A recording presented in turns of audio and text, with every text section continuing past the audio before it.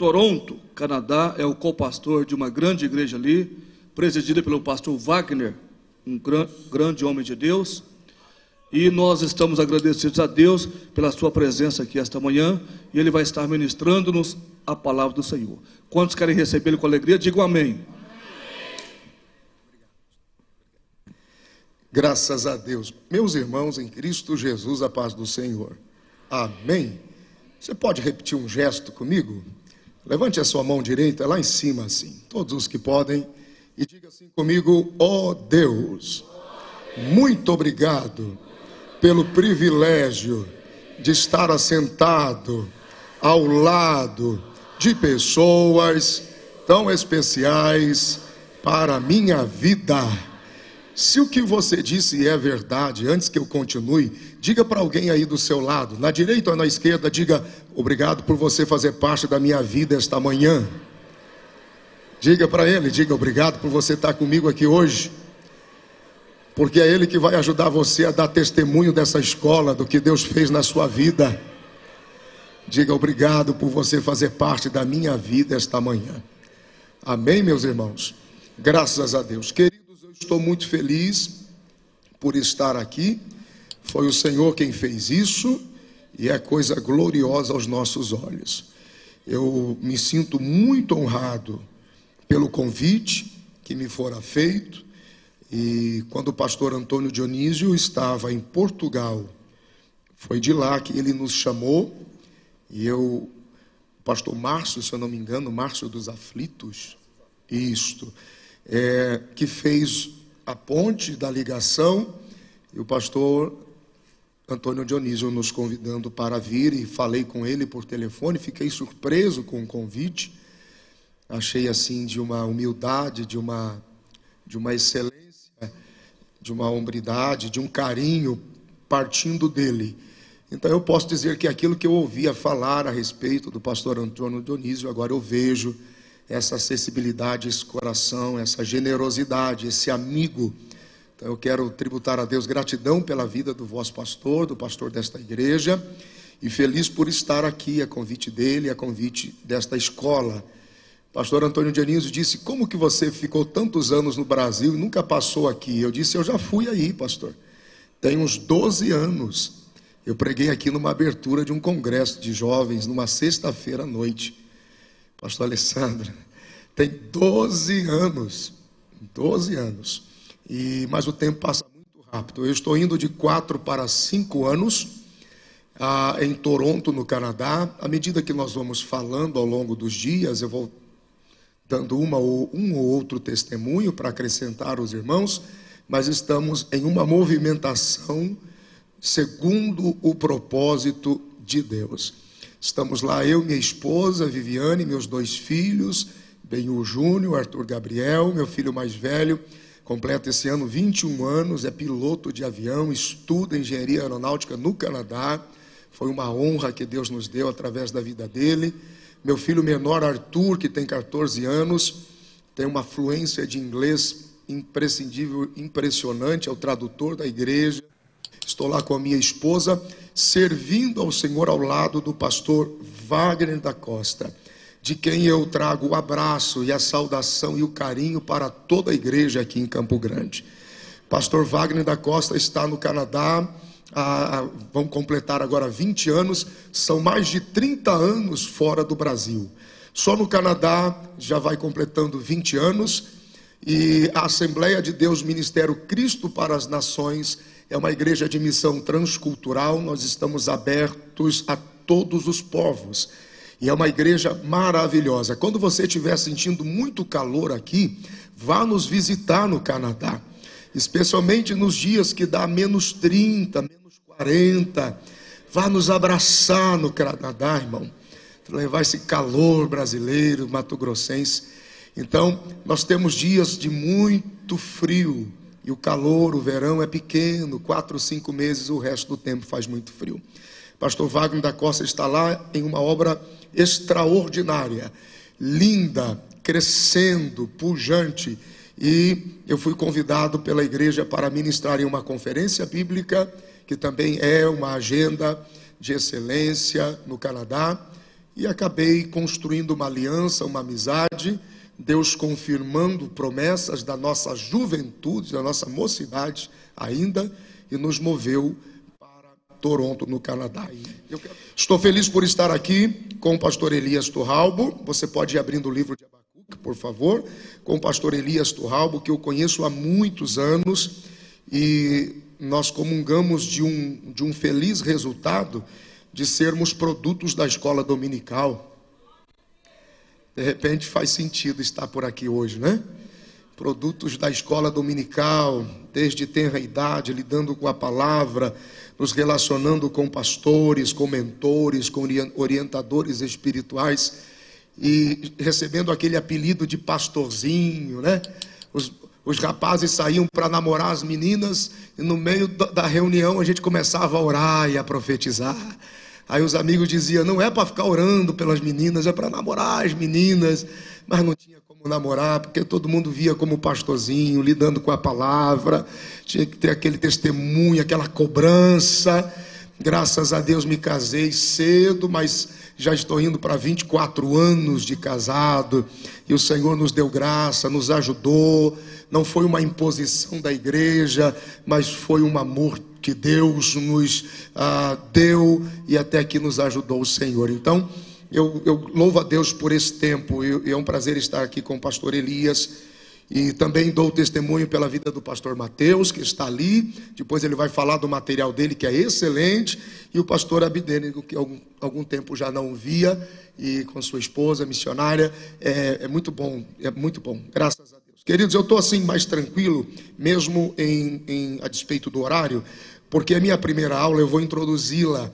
E é interessante que quando eu liguei para a irmã Jaqueline, que é a secretária aqui, que me assistiu e me ajudou com todo o trânsito de viagem, eu perguntei para ela sobre o tema da escola e sobre o que eu deveria falar. Eu achei engraçado que ela falou de um jeito tão tranquilo. Ela falou assim, não, o pastor Dionísio quer que o irmão pregue todo o livro de Abacuque só. Ok, thank you. Amém, glória a Deus. Eu falei, não tem problema. Então, durante o tempo que nós vamos passar juntos, nós vamos trabalhar o livro do profeta Abacuque. Se você nunca leu ele inteiro na vida, você vai ler hoje, amanhã e depois. Amém, meus irmãos? Livro do profeta Abacuque. Pegue aí a sua Bíblia, por favor. Livro do profeta Abacuque, capítulo de número 1. São 3 capítulos, é um livro pequeno, que se você tiver uma cadência mínima de leitura, você lê ele em menos de meia hora, talvez nem isso. Então você encontre, por favor, o livro do profeta Abacuque. Nós vamos seguindo o ritmo do próprio tempo, do próprio ambiente, e ao longo dos dias nós vamos avançando conforme o Espírito de Deus vai nos ajudando. Livro do profeta Abacuque, capítulo de número 1. Quem achou com o sinal, diga amém. Pastor Alessandro, que está aqui também, é um amigo de muitos anos, e ele é responsável por eu ser viciado em Bob's. Bob's é aquele milkshake de morango com adição de castanha, tem que ser o large, o grande. Está aqui o pastor Alessandro. Obrigado por estar aqui, meu amigo. Abacuque, capítulo de número 1. Quem encontrou, diga amém. Amém. O peso que viu o profeta Abacuque. Até quando, Senhor, clamarei eu, e tu não me escutarás? Gritar-te-ei violência, e não salvarás? Por que razão me mostras a iniquidade e me fazes ver a opressão? Pois que a destruição e a violência estão diante de mim, havendo também quem suscite a contenda e o litígio. Por esta causa a lei se afrouxa, e o juízo nunca se manifesta, porque o ímpio cerca o justo, e o juízo se manifesta torcido, ou se pode ser comprado, e se corrompe. Parece que você está tendo uma leitura do pano de fundo da realidade brasileira. Olha que coisa interessante. Mundial também, mas brasileira muito mais ainda. Leia isso pensando no Brasil. Versículo 5. Vede entre os gentios e olhai, e maravilhai-vos, e admirai-vos, porque realizarei em vossos dias uma obra, que vós não crereis quando for contada. Na proporção que ele ora e fala, Deus fala com ele através da própria boca e das palavras do profeta. Vamos seguindo, versículo 6. Porque eis que suscita os caldeus, nação amarga e impetuosa, que marcha sobre a largura da terra, para apoderar-se de moradas que não são suas. Horrível e terrível é, dela mesma sairá o seu juízo e a sua dignidade. E os seus cavalos são mais ligeiros do que os leopardos, e mais espertos do que os lobos à tarde. Os seus cavaleiros espalham-se por toda parte, os seus cavaleiros virão de longe, voarão como águias que se apressam a devorar. Eles todos virão para fazer violência, os seus rostos buscarão o vento oriental e reunirão os cativos com areia, e escarnecerão dos reis e dos príncipes farão zombaria. Eles se rirão de todas as fortalezas, porque amontoarão terra e as tomarão. Então muda a sua mente e seguirá e se fará culpado, atribuindo este seu poder ao seu Deus. Não és tu desde a eternidade, ó Senhor meu Deus, meu santo? Nós não morreremos. Ó Senhor, para juízo puseste, e tu, ó rocha, o fundaste para castigar. Tu és tão puro de olhos que não podes ver o mal, e a opressão não podes contemplar, porque olhas para os que procedem aleivosamente e te calas quando o ímpio devora aquele que é mais justo do que ele. E por que farias os homens como os peixes do mar, como os répteis que não têm quem os governe?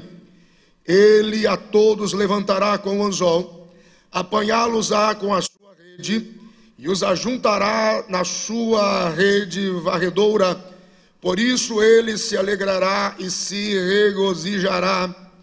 Por isso sacrificará a sua rede e queimará incenso à sua varredora, porque com eles engordou a sua porção e engrossou a sua comida. Porventura, por isso esvaziará a sua rede e não terá piedade de matar as nações continuamente. Graças a Deus. Diga graças a Deus, porque é a palavra do Senhor. Ok, considerações gerais. É importante que, se possível, na medida do possível, você anote aí no seu material de apoio que está disponível. A apostila tem algumas linhas em branco que você deve ocupar para fazer anotações importantes. Também, como o pastor Gesiel Gomes normalmente diz, é melhor um X na Bíblia do que uma mente vazia. Então, ache algum lugar aí para você fazer uma anotação. Você pode não lembrar do capítulo e do versículo, mas com certeza você vai se lembrar do X. E aí você vai recordar que tem alguma coisa boa ali. Queridos, o profeta Abacuque, nós temos muito pouca informação no livro a respeito dele.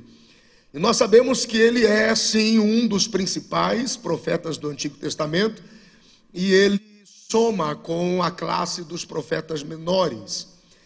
E vale a pena lembrar que o fato dele compor a classe dos profetas menores, isso não dá a ele, não dá à sua profecia, ao seu livro, ao seu conteúdo, uma menor relevância. Pelo contrário, é o quanto foi deixado de conteúdo, é o quanto foi escrito a respeito, é o quanto foi falado a respeito. Os dias de Abacuque aqui são dias de grande incerteza.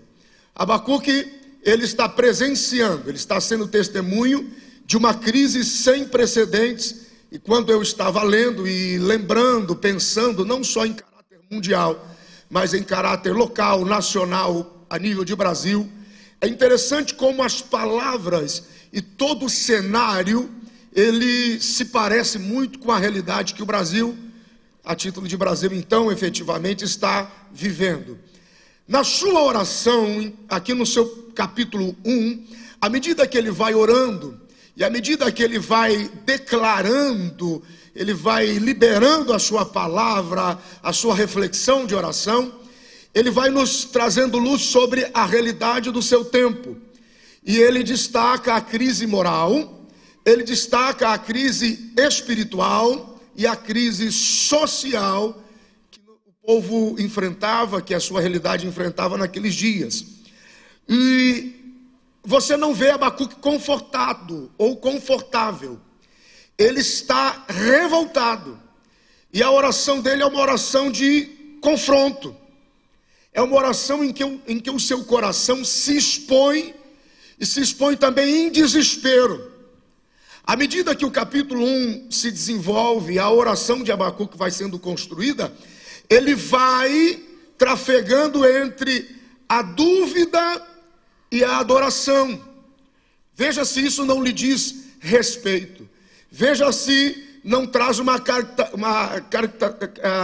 característica ou uma imagem muito parecida com o que eu e você vivemos em momentos semelhantes de perplexidade, de incerteza, de crise, de desafios. À medida que Abacuque vai orando, ele vai transitando entre a dúvida e a oração. A gente vem para os cultos e diz: Senhor, por que isso está acontecendo comigo? 30 segundos depois: para que entre o Rei, Jesus, o Rei da Glória. 30 segundos depois: Senhor, eu não vou suportar essa casa. 30 segundos depois: o Rei. Nós também temos esse trânsito. E é interessante que Deus aprecia a nossa humanidade e aprecia muito a nossa vulnerabilidade. Porque a ideia do evangelho imediatista que se tem é que a gente tem que ser super crente o tempo todo. E não é isso que chama a atenção de Deus. O fato de que nós somos, de que podemos chamar a atenção de Deus, é essa coisa da gente ser gente, da gente ser humano. Pastor Alain Brizotti, Deus abençoe, me perdoe pelo ritmo, nem lhe mencionei, mas um expoente de Deus aqui. É interessante que o pastor Elias Torralbo estava mencionando pela manhã, e eu gostei do que ele mencionou, porque Deus é um Deus responsável. Deus é um Deus responsável. Pecou, caiu, eu resolvo, porque eu sou responsável pelo que eu crio. Diferente de muita gente que peca, erra e cai e não aparece para assumir a responsabilidade. Tem alguém aí? Aí entra o espírito maquiado da culpa. E a culpa nada mais é do que a incapacidade, porque a culpa vem para o camarada se fazer de João sem braço. De dar uma de cachorro que caiu do caminhão e fica lambendo as suas feridas no canto.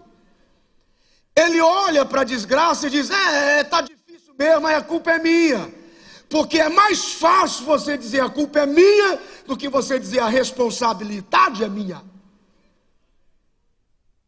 E muitas vezes a ideia de culpa que a gente tem é que nós estamos baixo a culpa por alguma coisa que a gente perdeu agora. E na verdade o que a gente perdeu hoje já é uma sucessão de coisas que vão se perdendo ao longo do tempo e da vida. Simplesmente entornou o caldo. Simplesmente o leite se derramou. Então Deus, Ele gosta desse negócio humano. Na viração do dia, lá estava Deus, livro do Gênesis. E aí Deus pergunta, como se Deus tivesse necessidade de procurar alguma coisa. E Ele diz no jardim: Adão, aonde estás? E Adão tem a capacidade, Elias, de dizer assim: não, deu um problema aqui, mas já estou resolvendo. Deu um probleminha aqui, mas já estou resolvendo. Já confeccionei umas folhinhas, já estou me tampando aqui, tampando lá, tampando acolá. E Deus brada no jardim, parafraseando naturalmente, como quem diz assim: e quem diz para você que é você que resolve seu problema? Ah, 2 pegou, meia dúzia lá atrás, aqui só amanhã. Vai levar uns 3 dias. Quem disse para você que é você quem resolve seu problema? Eu te criei, eu te gerei. Deu errado, eu resolvo você. Eu resolvo o seu problema. E como é que funciona isso? Eu só quero te ver, mas eu estou nu, desse jeito, nu, porque Deus nos ama mais nu e desnudos diante dele. Confesso, olha a desgraça que eu me tornei, do que a gente tentar resolver com folhinha de figueira. Aí é uma folhinha que esconde aqui, outra que esconde lá, outra que esconde acolá. E Deus está dizendo: vem nu, vem exposto. Eu te criei, eu resolvo. Alguém entende de graça? Levante a tua mão, dá glória a Deus. Essa exposição humana e essa vulnerabilidade de Abacuque, que diz muito a respeito de nós, mas a gente é vaidoso. Começa a inventar outros nomes para as nossas desgraças, em vez de olhar e dizer assim: eu sou responsável por isso. Isso aqui é minha atitude, minha boca. Isso aqui é o que eu disse demais. Isso aqui são os acordos que eu fiz e foram demais. Não, a culpa é minha, né? Perdi uma oportunidade. Culpa não, responsabilidade é sua de não ter aproveitado aquilo. Um dia, Paulo resolve fazer uma campanha com Deus, de 3 quinta-feiras de vitória. 3 quintas de poder. Ai, meu Deus. E aí ele diz assim: por 3 dias clamei ao Senhor. Primeiro dia da campanha: Pai, esse espinho da carne vai arrebentar comigo. Pegue aí a sua Bíblia. Paulo está escrevendo aos Coríntios, segunda carta. Pega a apostila. Quem trouxe essa aqui? Essa apostila. Essa. Pega ela.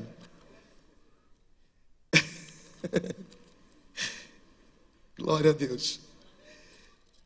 Capítulo de número 12.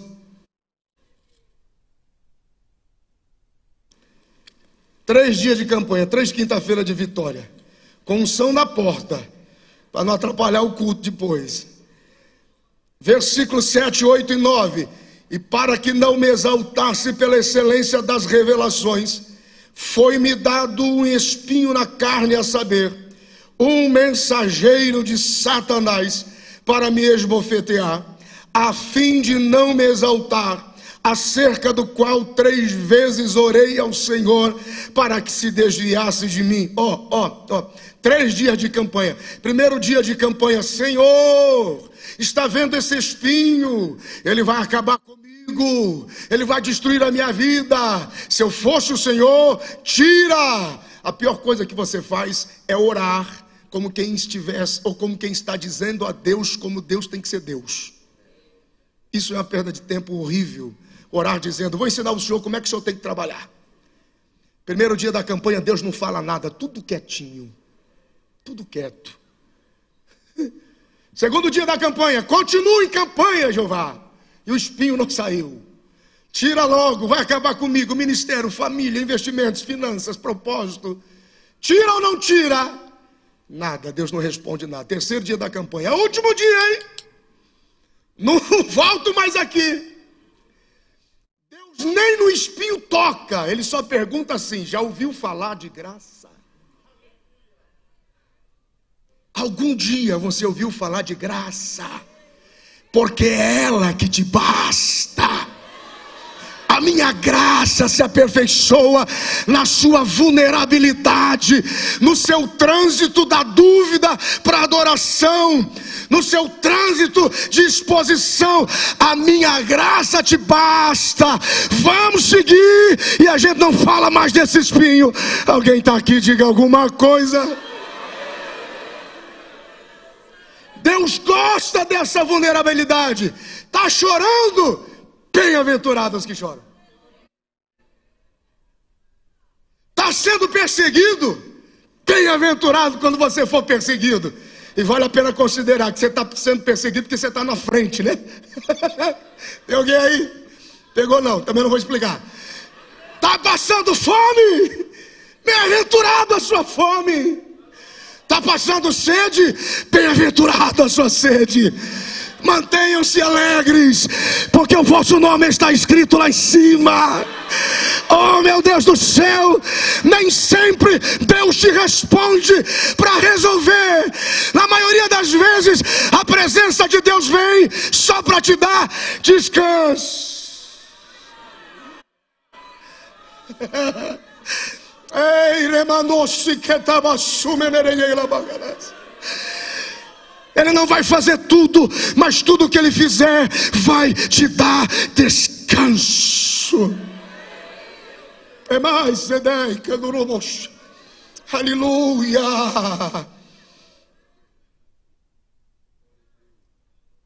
Diferente dos homens que aplaudem quando você se dá mal, Deus olha e diz: minha oportunidade de refazê-lo. Diga graças a Deus. Abacuque transita da incerteza, mas ele encontra a fé. Ele segue transitando da angústia para a segurança em Deus. E como não é coincidente, como não é semelhante, quando nós também nos encontramos assim. À medida que o livro de Abacuque vai acontecendo, ele está imbuído em denunciar, ou não só os seus dias, mas ele está imbuído de um senso de justiça, onde ele decide não aceitar, ele entende que não se devia e não se deve ignorar realidades que vão além da nossa maquiagem espiritualística. Ele entende a sua realidade social, ele entende a sua realidade moral, ele entende não só a realidade espiritual, mas ele entende toda a sua realidade, como diz o pastor Elias, de uma forma como um todo. E à medida que ele vai orando e falando com Deus, ele tem uma postura curiosa, porque normalmente o profeta ele vinha de Deus para falar ao povo, mas Abacuque ele está saindo do povo para falar com Deus. E para expor, para denunciar em desespero, reconhecendo aqueles seus dias. No versículo de número 1, o nome de Abacuque, se você, dependendo da Bíblia que você tem, da versão que você tem, talvez você já tenha do lado do nome, assim, o significado do nome, abraço. Eu quero ampliar um pouquinho mais isso. No versículo de número 1, quando surge o nome de Abacuque, o profeta Abacuque, é interessante o seguinte, a curiosidade do nome dele vale a pena notar. Diferente do costume ocidental, que dá nome para os filhos só porque é bonito ou soa diferente. Eu estava, meu irmão, eu viajei no Brasil pregando em congressos e eventos por quase 24 anos. E eu quero agradecer o carinho desde que cheguei. Os irmãos que vêm, dar um abraço, tirar uma foto. Pastor, eu estive em tal lugar, em tal lugar, em tal lugar. Muito obrigado pelo carinho. Eu lembro que eu estava num ônibus que eu viajei, já passei prova também. Num ônibus ruim. E na frente tinha uma mulher que chamava os dois filhos dela. Ela falava assim: Cat Milene Suelen. Que tem um povo que tem mania de dar dois nomes para os filhos. Eles ficam em conflito na escola. Quando termina os dias, ele é chamado por um apelido. Oi, filho. Nem lembro o nome, porque é tão estranho que tem que dar um apelido. O outro chamava assim, Tafarel. Falei, isso deve ter nascido na época de Copa.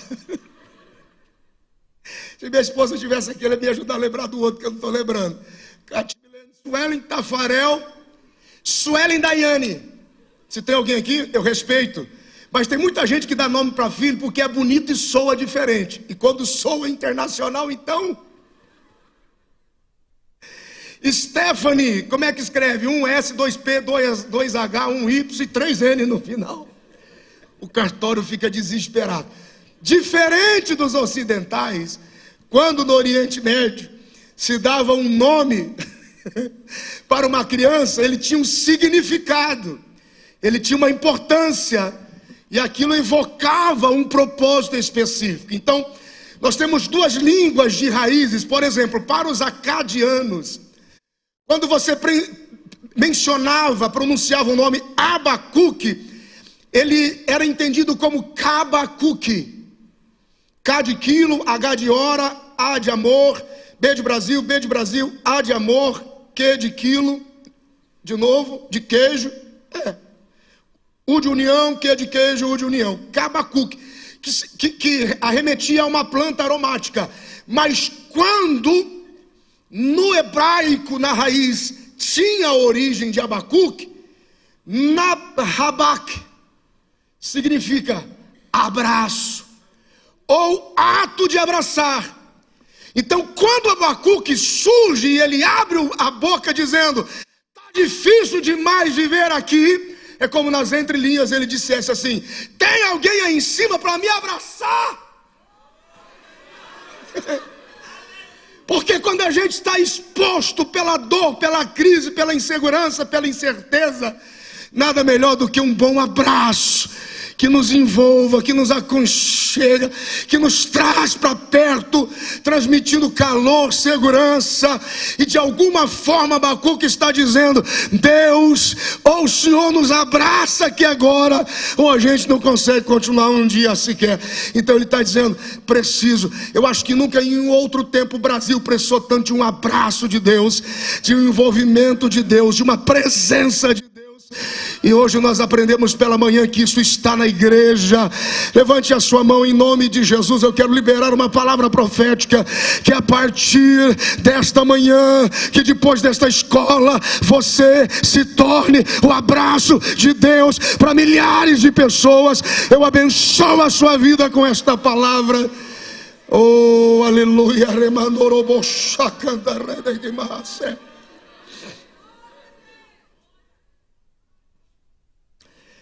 Pesquisando um pouco mais, porque a gente tem pouco conteúdo sobre Abacuque, você descobre que você não encontra dados sobre a família de Abacuque. Você não tem muitas informações sobre a filiação, paternidade, memória de família, herança de família. Então, há quem acredite que ou Abacuque se autonominou abraço, ou possivelmente, como Abacuque lança muita luz sobre crise social, gente dispersa, famílias feridas e destruídas, assaltos, maus tratos, abandono, desprezo, não reconhecimento de paternidade. Há quem acredite que Abacuque teve um tutor e possa ter sido para Abacuque o abraço que o acolheu. E aqui entra a questão mentoria, e não posso nem entrar, senão a gente vai longe.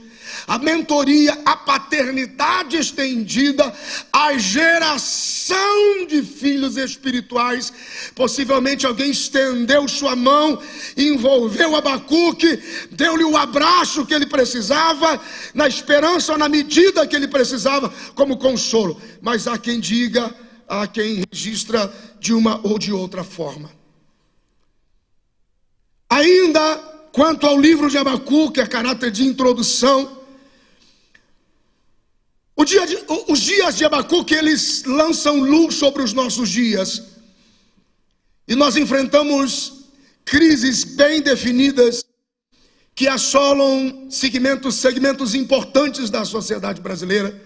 Por que não dizer também mundial, mas eu quero me deter à sociedade brasileira. Existem 3 pilares que sustentam uma sociedade. Toda sociedade ela é erguida e sustentada por 3 pilares: família, educação e igreja. Esses 3 pilares é que constroem a sociedade. Da família vem a esperança dessa célula máter da sociedade, que manifestem através dos seus filhos, que vem de casa a educação, o temor, a responsabilidade, a ética, a verdade. Você sabe que uma criança aprende por modelagem. Aos 3, 4 anos de idade, ela começa a consolidar princípios de caráter, ética, verdade, justiça, equilíbrio, que se fecham num ciclo até os 7 anos. Dos 7 anos em diante, ela só vai amplificar isso. ela tem na família, na casa, referência para a formação do seu indivíduo. Ela aprende em casa a construir um nível de consciência e de subconsciência que vai lhe dar uma resposta natural para a vida. Quando ela for ofendida, atacada, traída, magoada, quando ela for enganada, esquecida, abandonada, quando ela se envolver em conflitos, quando ela ficar exposta, ela aprende como responder a cada circunstância dentro de casa. A criança cresce olhando para o pai, e quando a criança olha para o pai, a primeira referência de Deus que uma criança tem está na pessoa do pai. É o primeiro nível de relacionamento que ela constrói com Deus, é olhando para o pai. O direito, o dever, a disciplina, o ensino, a ética, a verdade. Tem crianças que crescem e sequer têm referência de divindade, paternidade dentro de casa. Um homem omisso, muitas vezes inconsequente, irresponsável, mentiroso, traidor, que amanhece, que anoitece, mas não amanhece. Levanta todo mundo, a gente precisa fugir, não tem referência. Quando a criança olha para a mãe, ela tem a referência de equilíbrio e principalmente adoração. Claro que são formas sintetizadas, missionária Samira está aqui para fazer isso. São formas sintetizadas.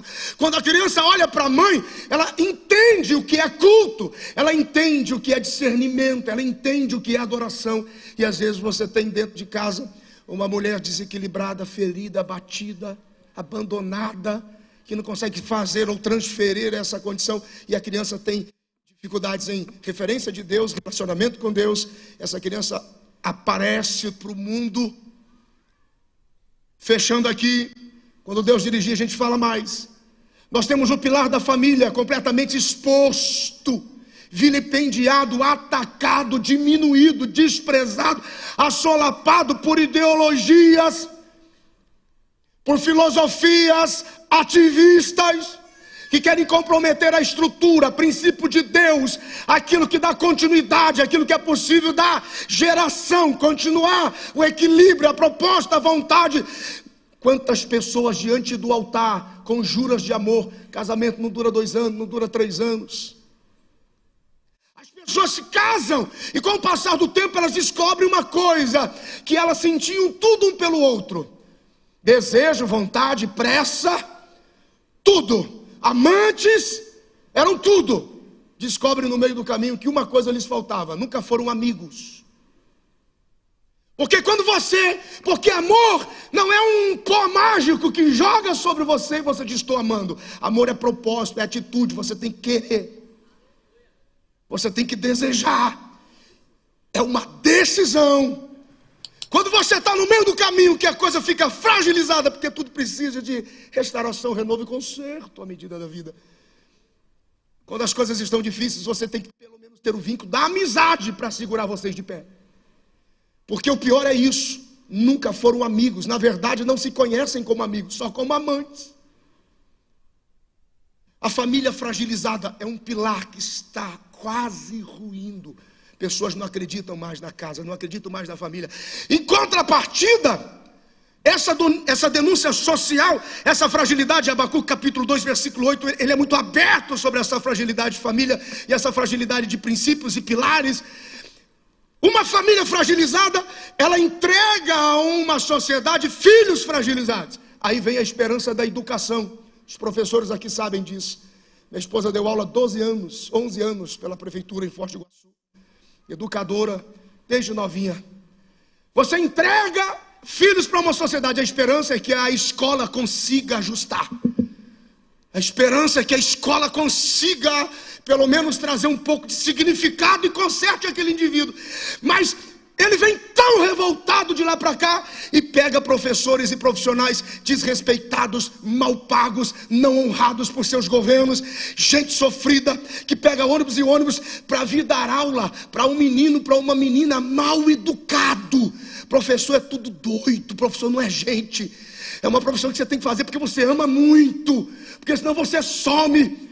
É impressionante. O professor mal pago, não reconhecido, não respeitado, tem que enfrentar indivíduos dentro da escola que diz assim: se você não melhorar a minha nota, eu vou riscar o seu carro, eu vou bater em você, ou eu vou matar você, como professores foram assassinados por alunos irresponsáveis, de famílias irresponsáveis, gente perturbada, tumultuada. Tem que pegar uma mulher e um homem para ensinar, para transferir com o seu coração, para formar aquele indivíduo, para fazer aquela coisa, aprender a ler, estudar, ver a vida, para poder desenvolver sua vida, desenvolver seu caráter, desenvolver sua postura. Oh, meu Deus!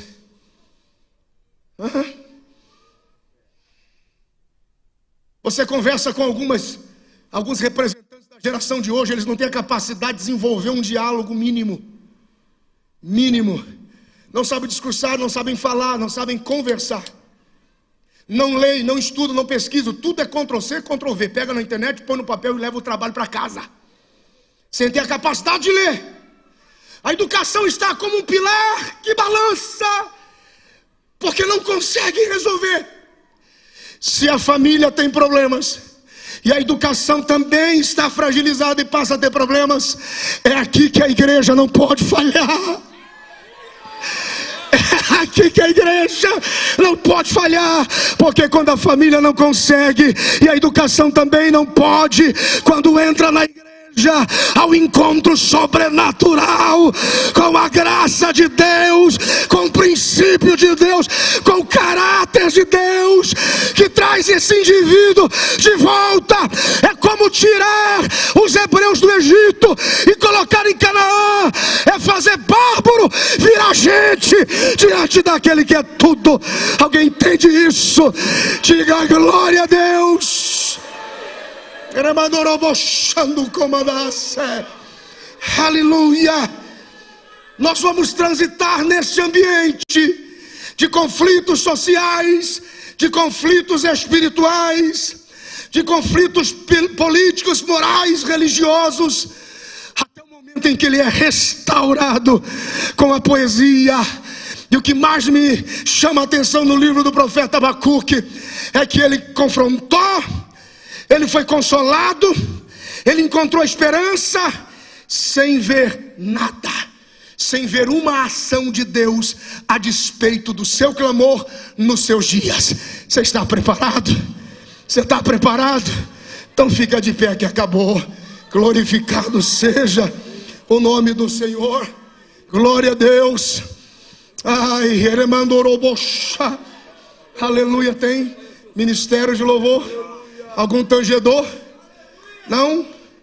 Tá bom. Levante o seu rosto e olha aqui. Oh, meu Deus. Eremandoroboxa. Você é a igreja. A igreja é a esperança para esse tempo, a esperança para esse mundo, a esperança. É aquele que caminha no meio do castiçal. Glória a Deus. Levante as duas mãos lá em cima e faça uma breve oração comigo. Feche os teus olhos e diga: querido Jesus, eu me arrependo de todas as vezes que eu deixei de entender que como igreja eu não posso ruir, estremecer. O Senhor me colocou como coluna para acolher as famílias e resgatar a educação. Diga: Jesus, aqui estão as minhas mãos e a minha vida. Usa-me como igreja segundo o seu coração. Diga amém. Quantos podem aplaudir a Jesus por esta palavra? A Ele seja a glória para sempre. Não sente ainda? Abrace alguém aí do seu lado e diga: conte comigo, eu sou a igreja. Aleluia.